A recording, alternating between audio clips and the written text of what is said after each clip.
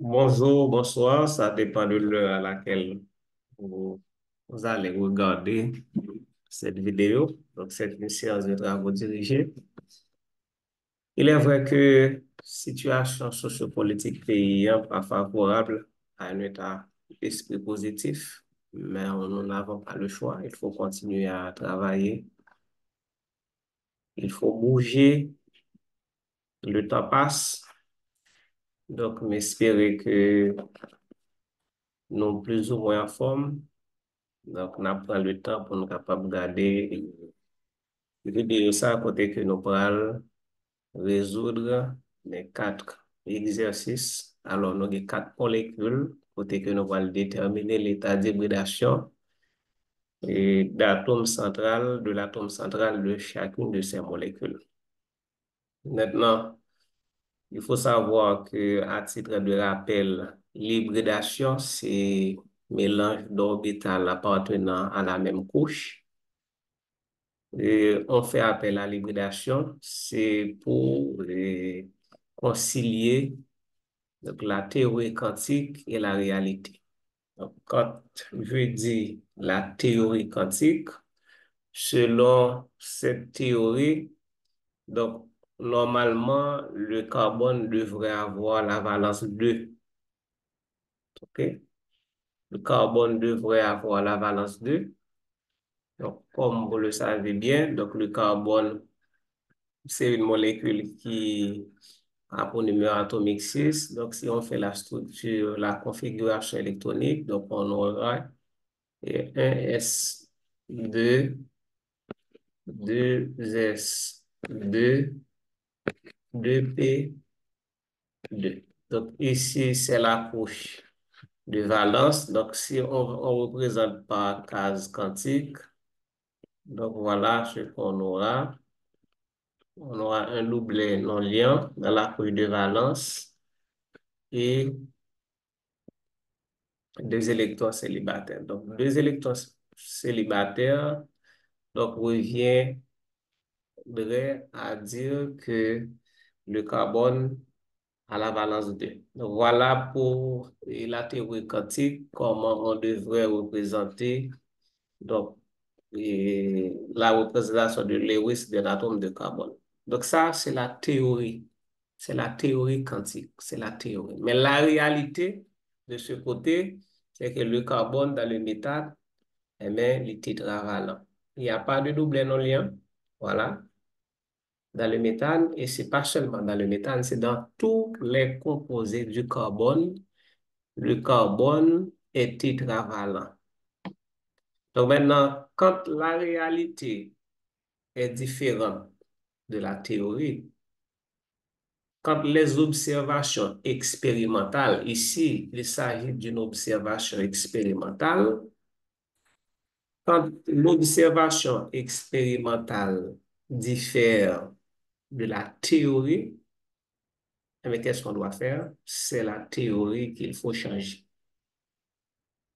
OK? C'est la théorie qu'il faut changer. Donc, suite à cet écart, donc, euh, on a cherché à comprendre mais pourquoi la théorie quantique donne valence 2 au carbone alors que l'observation expérimentale montre que le carbone a la valence 4.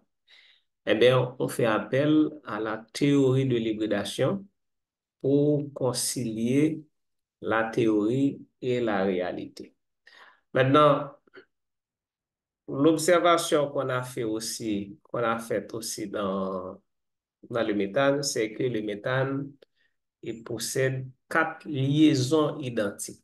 Voici les quatre liaisons identiques. Voilà, quatre liaisons identiques. Donc, c'est quatre liaisons de même longueur et de même énergie. Donc, cela signifierait que les quatre orbitales qui donnent naissance à ces quatre liaisons identiques sont des orbitales de même niveau énergétique. OK? Donc, c'est à partir de ces observations qu'on a fait appel à la théorie de l'hybridation pour pouvoir expliquer donc, cette observation expérimentale. OK? Donc maintenant, on fait appel à la théorie de l'hybridation. Donc l'hybridation, c'est le mélange d'orbitales atomiques appartenant à la même couche. OK? Maintenant, pour le carbone, on a trois types d'hybridation. On a SP, on peut avoir SP2 et on peut avoir aussi SP3 pour l'atome de carbone. OK? Donc, SP, donc c'est le carbone qui forme une triple liaison. Ici, c'est double liaison. Et puis, SP3, c'est le méthane. Donc, quand on a l'hybridation SP3, donc le carbone forme uniquement des liaisons sigma. Donc, ici, 4 orbitales SP3, on a dit 4 liaisons sigma. Quand on a une double liaison, donc la double liaison, c'est une liaison sigma, une liaison pi. Donc maintenant, si on regarde bien, carbone, ça yo, combien de liaisons sigma ont formé? Excusez-moi, je vais mettre liaison sigma yo en rouge pour nous. Voilà, rouge, rouge, rouge. Ok, très bien. Chaque carbone, il formé 3 liaisons sigma. Donc, 3 liaisons sigma signifie chaque carbone, ça a 3 orbitales sp2. OK? Et puis, ici, combien de liaisons sigma carbone ça a formé? 2. Voici un. Et puis, voici l'autre. Donc, chaque carbone là, dans cette alcine, il formé 2 liaisons sigma. Et puis, on a 2 liaisons pi. Donc, 2 liaisons sigma, donc c'est la l'hybridation sp. Maintenant, l'hybridation, comme on l'a dit, c'est mélange d'orbitales atomiques. Ici, on parle de l'hybridation d'orbitales atomiques. OK? Le carbone, on va considérer la couche de valence. On va considérer la couche de valence du carbone. Alors, c'est un titre de rappel avant de procéder aux exercices. OK, voici le diagramme énergétique. Donc maintenant, ici, on a S, 2S2, c'est 2S2 qu'on a ici. Et à ce niveau, on a 2P2. Donc c'est pour le carbone. Donc selon la théorie quantique. Donc maintenant, qu'est-ce qu'on va faire pour ben, concilier la théorie à l'observation expérimentale?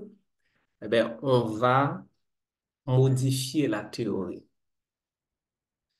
OK? Maintenant, pour obtenir des orbitales de même niveau énergétique, OK, de même niveau énergétique, donc il faut que orbitales soient même niveau. OK? Il faut que soient même niveau. Voilà. Il faut que soient même niveau. Donc, on va ramener ces orbitales au même niveau. Voilà, on mettre là dans le même niveau. Voilà. Donc, nous ramener au même niveau.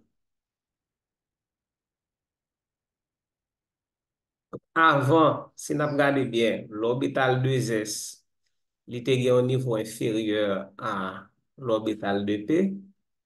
Donc, si nous regardons sens flèche là, façon que l'énergie a les mêmes évoluer. Donc, ici, c'est le niveau inférieur, ici, c'est le niveau supérieur.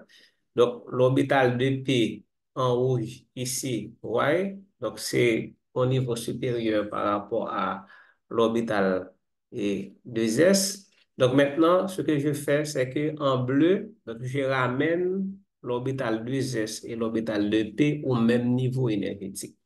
Donc, orbital yo gen même niveau énergétique ici. Maintenant, le problème, c'est que on n'a pas encore 4 électrons célibataires.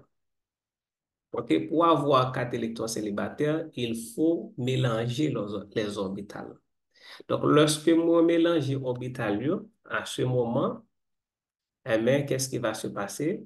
Donc, on va venir gagner un grain d'électrons là, parce que là, il y a de l'instabilité. Quand vous avez deux électrons dans un même orbital, donc il y a instabilité quelque part. Maintenant, s'il y a de l'espace qui est libre, donc électrons, ça y est, pral et gen yon électron yo qui pral occuper espace qui vide là.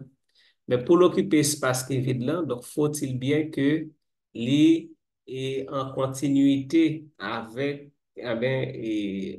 orbital P. Donc mélanger veut dire que nous allons coller orbital yo ensemble.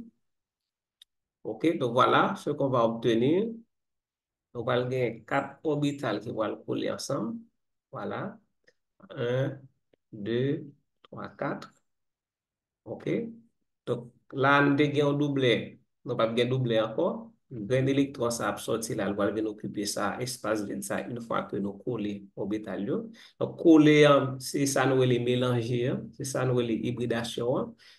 Donc là, nous avons des orbitales pures, des orbitales qui ne sont pas hybridées.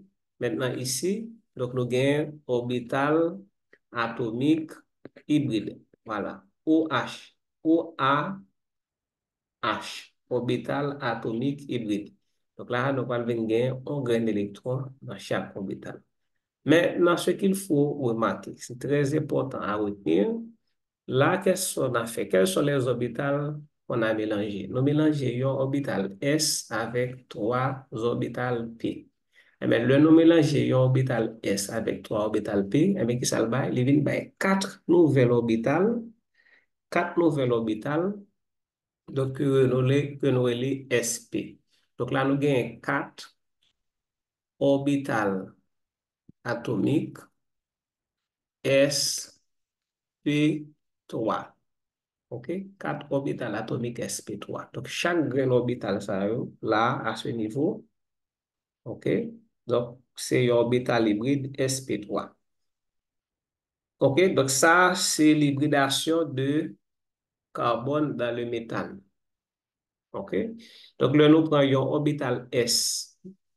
OK? Et orbital S, nous mélangeons, nous prenons orbital S, nous mélangeons avec 3 orbitales P, OK?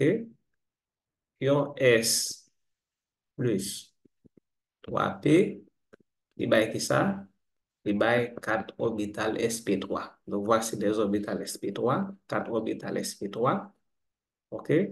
Donc maintenant, orbital sp3, ça y est, dans qui atome de carbone nous joignons dans le carbone et saturé des alcanes. OK? Quel que soit atome de carbone, depuis il forme 4 liaisons sigma, et bien l'hybride sp3. Maintenant, si nous mélangeons cette fois-ci, et si nous mélangeons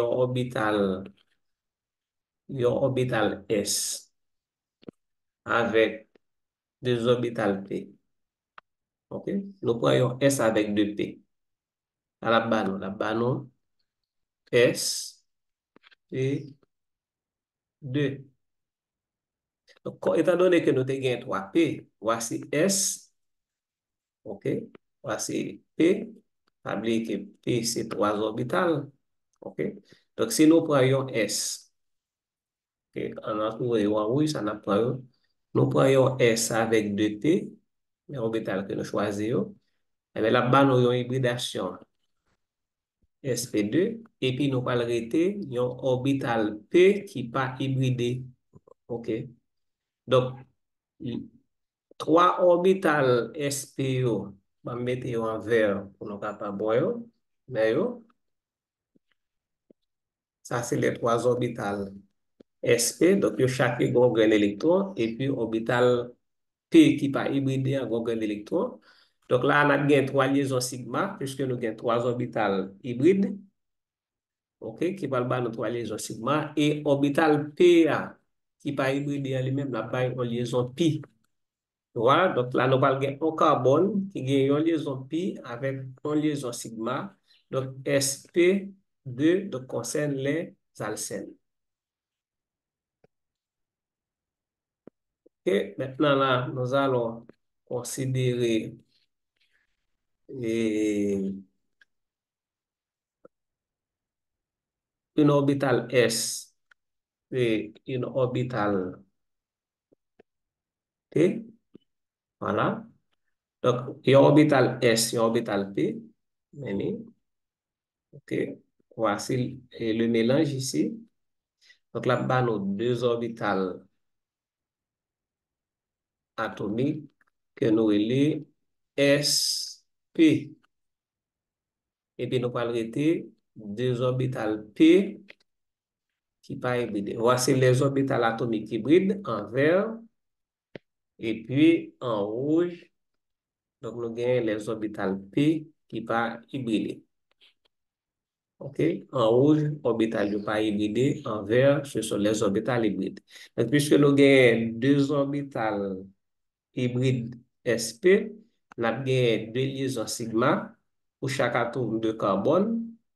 OK? Pas oublier que là, on a parlé de hybridation pour l'atome de carbone. Donc, si on considère éthylène, donc éthylène, chaque atome de carbone, est formé entre yo lié par une triple liaison. Donc, notre triple liaison, ça nous gagne deux liaisons pi en rouge, OK? En liaison sigma, deux liaisons pi en rouge, et puis nous gagnons en liaison sigma en vert. Donc, si nous regardons bien, chaque atome de carbone est formé, chaque atome de carbone là, excusez, chaque atome de carbone, donc, il est formé trois liaisons. On met l'envers, on va pas voir bien. Chaque atome de carbone formé deux liaisons sigma. Donc, carbone à gauche, deux liaisons sigma, carbone à droite, deux liaisons sigma. Et les atomes de carbone sont liés entre eux par deux liaisons pi. Donc, deux liaisons pi, c'est pour les deux orbitales non hybridées. Deux liaisons sigma, OK? Chaque carbone formé deux liaisons sigma, c'est pour les orbitales hybrides. Voici les trois types d'hybridation pour l'atome de carbone. Donc, il y a deux autres types d'hybridation qui ne concernent pas l'atome de carbone. Donc, c'est sp3d. Donc, nous parlons d'un exemple là. Alors, on fait, mais ce n'est pas hybridation que nous avons vraiment dans la chimie organique. OK? Ce n'est pas hybridation que nous avons vraiment dans la chimie organique. Donc, ma fait, et donc, nous gagnons sp3d. Ça, c'est en quatrième hybridation. Et puis, en l'autre hybridation, c'est sp3d2. Voilà, donc les cinq types d'hybridation. C'est sp2, sp3, sp3d, sp3d2. OK? Donc, ici, pour PCl5, c'est sp3d. Et puis, pour se composer, SH6, donc c'est sp3d2. Donc, on regarde rapidement l'exercice chaud. Donc, il y a BeCl2. Donc, il y a nous pour nous déterminer l'hybridation de beryllium. Donc, il faut savoir également, c'est très important, c'est que l'hybridation concerne les atomes centraux. Donc, si on regarde bien là, dans toute molécule, c'est l'atome central qui est en rouge. Donc, nous ne sommes pas capables de déterminer l'hybridation d'un atome qui est en périphérie. Donc, l'hybridation concerne les atomes centraux dans les molécules. OK? Donc, maintenant, dans ce composé, on regarde, donc, pour nous capables de faire l'état d'hybridation de beryllium, donc, il faut d'abord nous connaître le numéro atomique beryllium. OK? Donc, beryllium, c'est 4. Voilà. Beryllium, c'est 4. Donc, nous avons hydrogène, nous avons hélium, nous avons lithium. Après lithium, donc c'est beryllium. Donc, structure électronique, c'est un S2 et puis 2 S2. Là, nous sommes au niveau de la deuxième couche. Et vous savez bien qu'au niveau de la deuxième couche, on a deux sous-couches. On a deux P aussi, mais c'est deux P0. Donc, il n'y a pas d'électrons pour remplir les sous-couches P. OK? Donc, je vais considérer seulement la couche de valence. Donc, c'est 2s, 2 et puis 2 et 0. Il n'y a pas d'électron pour remplir la sous-couche P. Maintenant, si on a pour présenter le par case, OK, case quantique, voilà ce qu'on a. Donc, on a les deux électrons ici et puis 0 électron. Maintenant, la réalité, c'est quoi? Ici, c'est la théorie. Donc, selon la théorie, donc beryllium, normalement, gagne seulement un doublet comme électron de valence. Donc là, il n'y a pas d'électron célibataire. Donc, s'il n'y a pas d'électron célibataire, comment il fait former liaison? Or, pour former une liaison, il faut avoir des électrons célibataires pour former une liaison.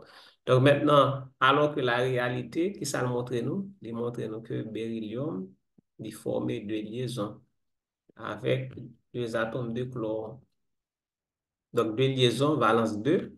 Et maintenant, ce qu'il faut remarquer aussi, c'est que ces deux liaisons sont identiques. Pourquoi identiques? C'est parce que c'est beryllium chlore de côté, beryllium chlore de l'autre côté. Donc, c'est comme dans le méthane, c'est H, c'est H, c'est H, c'est H. Donc, c'est quatre liaisons identiques dans le méthane, deux liaisons identiques dans le chlorure de beryllium. Ah, mais il va falloir concilier l'observation expérimentale. Ici, c'est l'observation expérimentale avec la théorie quantique. Donc, c'est la théorie qu'il faut modifier. Donc, on ne peut pas modifier l'observation expérimentale. C'est ce qui existe dans la nature. Donc, on ne peut rien faire. OK? Donc, c'est la théorie quantique qu'on va modifier. Donc, qu'est-ce qu'on va faire? On va procéder à l'hybridation. Donc, on va mélanger les orbitales S et orbital P. Mais combien orbitales que nous avons besoin? Puisque beryllium, c'est deux liaisons formées, il a besoin de deux électrons célibataires. S'il a besoin de deux électrons célibataires, eh bien, on a besoin de deux orbitales. Et par conséquent, on va mélanger un orbital S avec un orbital P. OK? Donc, on va mélanger une orbitale S, voilà, avec un orbital P. OK? Après, en rouge, voici les orbitales que nous mélangons, SP. OK? Donc, il y a nos deux orbitales hybrides. Chaque un grain d'électron. Puisque nous mélangeons, regardez bien, oui, nous prenons un orbital qui est en doublet avec un orbital qui n'a pas d'électron du tout, nous collons, eh bien, puisque nous collons, eh bien, doublet a électron qui dans case, doublet qui dans case, donc électron ça vient à occuper beaucoup plus d'espace. Un grain d'électron sorti, là, occuper, eh bien, espace, case qui est vide là. Et puis, eh bien, toujours été, nous fin fait mélange là, eh bien, ça nous était deux orbitales P qui n'est pas hybridé. Voilà. Donc maintenant, si on vous demande quel est l'état d'hybridation de beryllium dans BeCl2, donc qui ça va répondre? Eh bien, on a mélangé une orbitale S avec une orbitale P. OK, SP, c'est deux orbitales, ça va mélanger. Donc, c'est SP. Donc, l'hybridation, c'est SP. Donc, une orbitale S et une orbitale P. Donc, la géométrie ici, c'est linéaire. Donc, angle de liaison, c'est 180 degrés. Donc, beryllium dans BeCl2.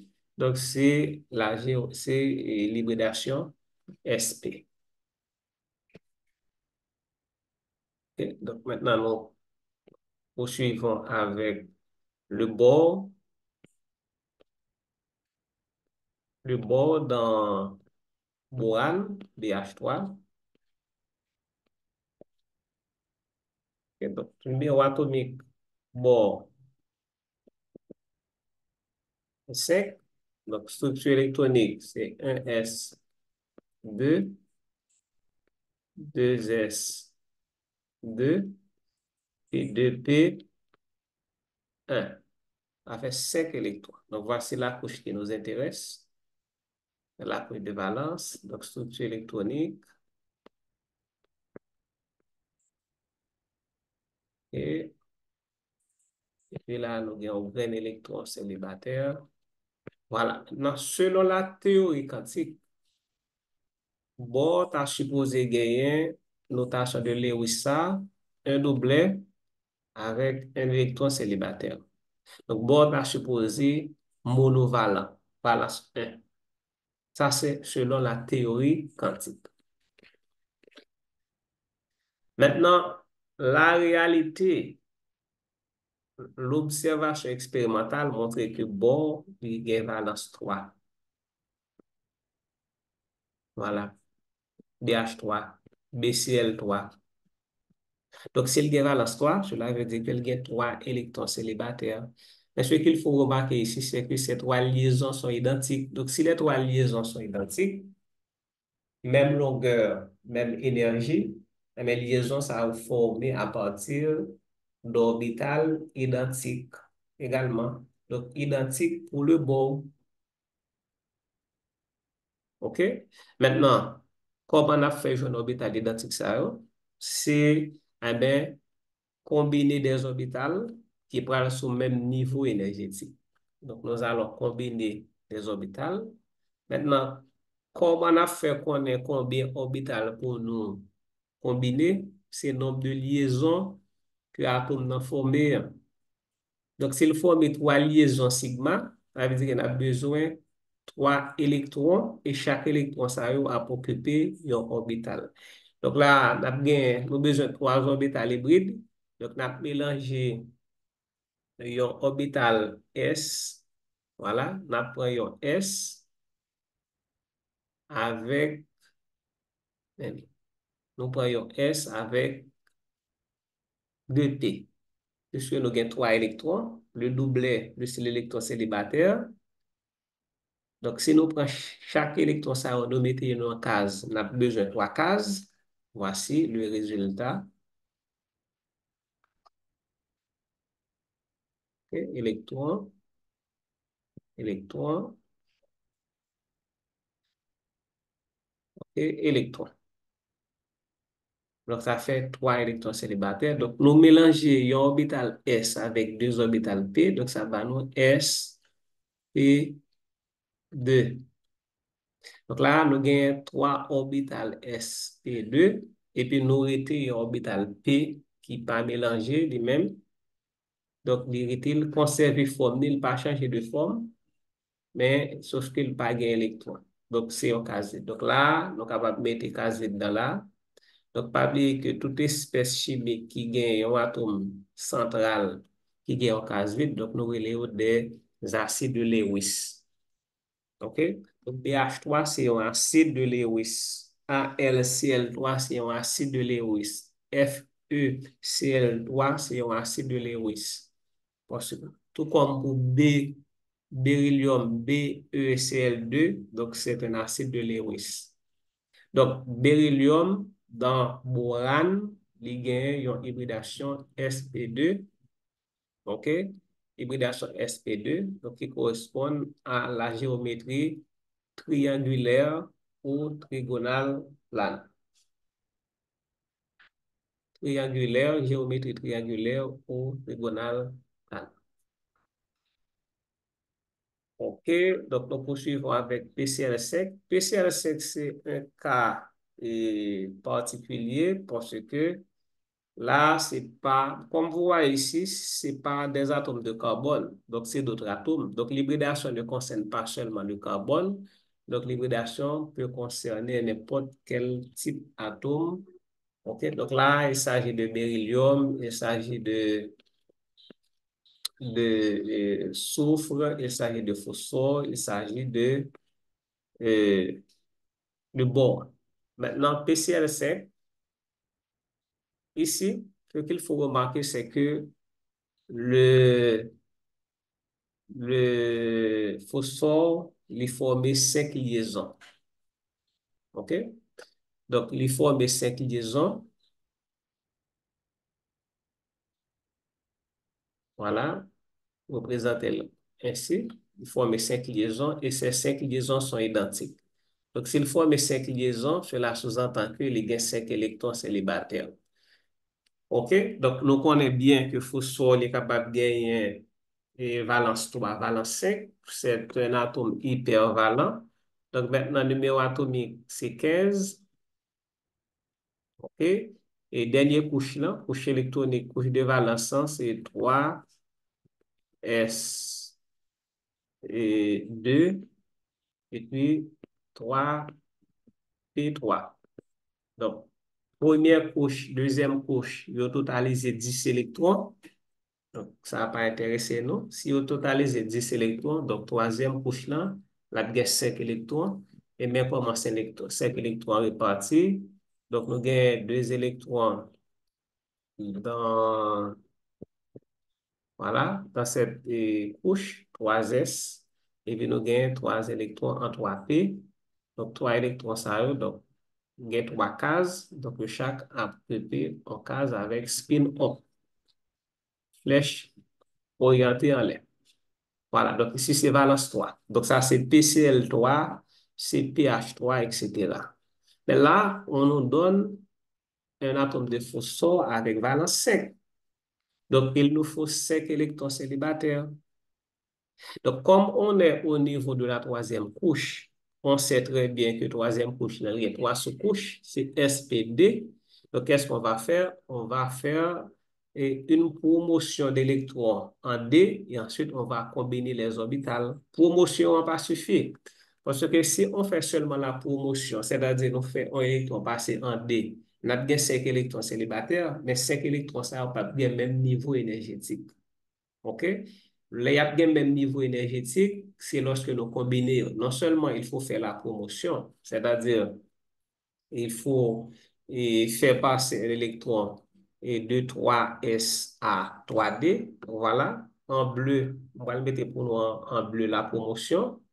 Voilà. Donc ici, on a 3s et ici, on a 3p et là, on a 3d.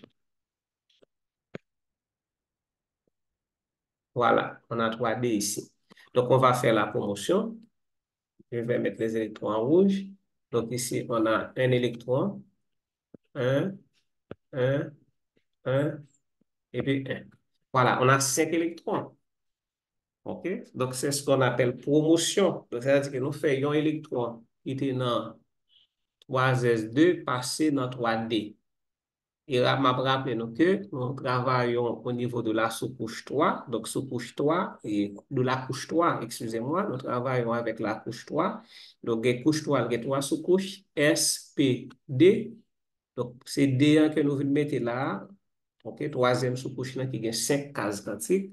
Donc, maintenant, nous sommes capables de faire un électron capable de passer de S, 3S pour aller dans 3D. Donc, ça qui va le faire que phosphore a valence 5. Mais cependant, liaison que nous pouvons former à partir de l'électron ça yo, et dans case bleu yo pas identique. Maintenant pour nous capable rendre yo identique, faut que nous hybrider, faut que nous mélanger yo. Donc maintenant qui orbital nous parle mélanger? Nous parle mélanger un orbital S et vert, pour l'autre couleur et orangé. Nous parle mélanger un orbital S, ça fait S dans le truc là. Nous mélanger trois orbitales P, ça fait P3. Et puis, nous mélanger un orbital D, ça fait sp3d. Est-ce que vous voyez? Et puis, nous prêté trois orbitales, quatre orbitales D qui partent dans le mélange. Eh bien, on représente l'orbital qui mélange.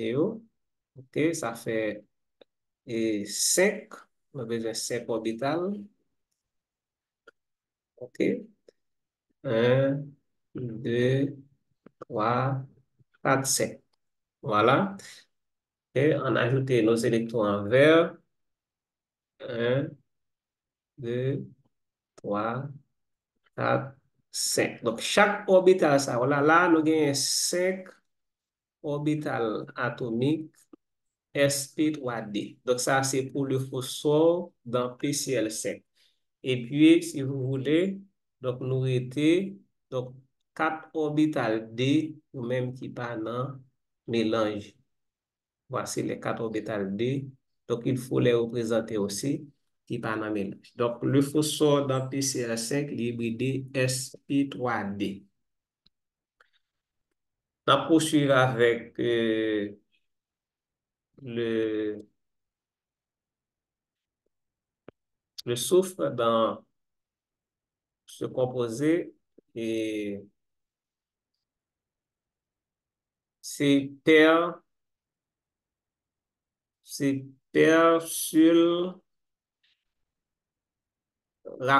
je crois. Je crois que c'est le nom de ce composé, donc on peut toujours vérifier. Persulrafane, donc on va vérifier tout à l'heure. Et là, on va conserver les cases.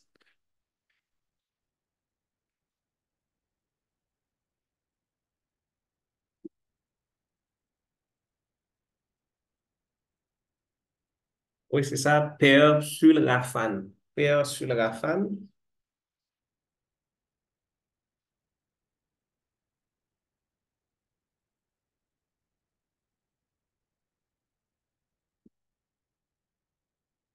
OK. Alors, c'est le soufre. C'est le soufre. Donc, hypervalent, capable de valence 2, valence 4 et puis valence 6. Donc là, s'il est lié avec 6 hydrogènes, donc vous êtes d'accord avec moi que c'est valence 6. OK, donc on va considérer le soufre, c'est 16. Donc 10 électrons pour et les deux premières couches. 10 électrons pour les deux premières couches. Et puis nous étions 6 électrons pour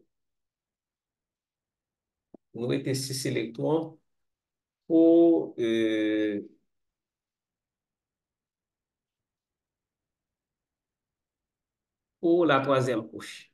Donc, si c'est l'électron pour la troisième couche, donc on a gagné c'est SP, OK, voilà, 3s2, et puis on va ajouter un doublet ici. OK, voici.